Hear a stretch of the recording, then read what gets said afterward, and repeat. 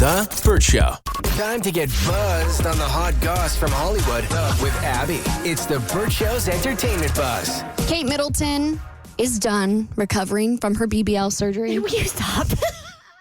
Not me spreading the fake news.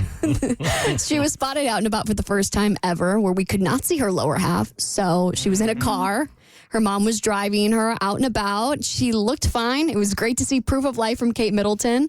I can only assume that her mom was driving her to see her secret lover, Pete Davidson, which is a story I'm also not giving up on until Kate and William are spotted out and about again. She could use a good, night with Pete Davidson. She could. She needs some BDE, is what you're saying. Just saying. Interpret it any way you want. It would help him loosen up a little bit, you know? Mm-hmm. So my favorite thing is the royal conspiracy theories that come along anytime a member of the family disappears.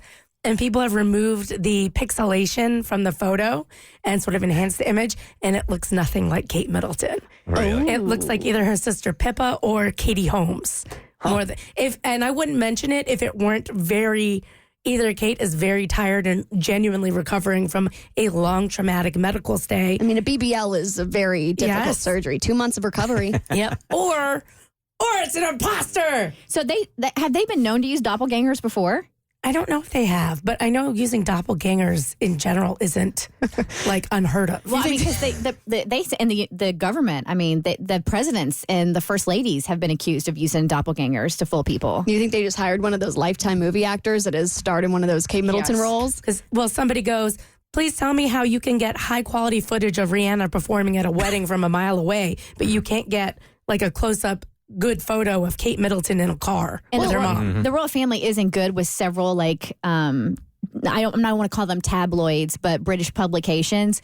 So if the royal family needed a solid, they could send that photo to a publication and ask them to print it, and they would. Here's the thing: apparently they're starting to pull it in the UK, and it's the American tabloids who are running with the photos, and the UK ones aren't running with it as much. Really? So conspiracy. I don't know what it means. Well, anyway, Kate Middleton is alive and still possibly dating Pete Davidson with her new BBL. That's all I know. There's your entertainment update for the day.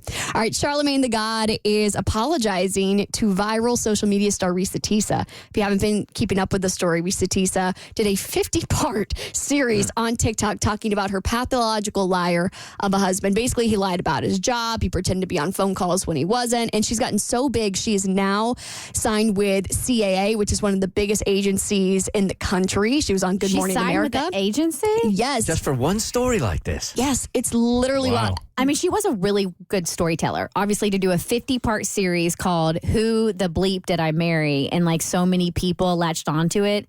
So, I mean, there's got to be a little nugget of talent there. Well, I mean, she'll at least be able to make some money off brand deals for at least the next 3 to 6 months. So CAA is really just looking to get their check. Anyway, so Charlamagne the God is a radio host for a different morning show. That's not this one. And he ended up calling her, he ended up commenting on the story and asked if this was, quote, or said that this was big back behavior, and then asked if this woman, Risa Tisa, was what they call someone with a big back, which is basically another word for a plus-size woman. And it feels a little derogatory, and Risa Tisa obviously took it that way. It feels a little? Well, I mean, they're using it so casually. I'm like, maybe this is just a term that other people use. To me, I can't believe in the year of our Lord 2024, that's a normal way to describe a woman on a radio show. Yeah, it's become more popular, and women have embraced it too, calling themselves big back or whatever. But when listening to his comments, it was very much like, hey, since she is,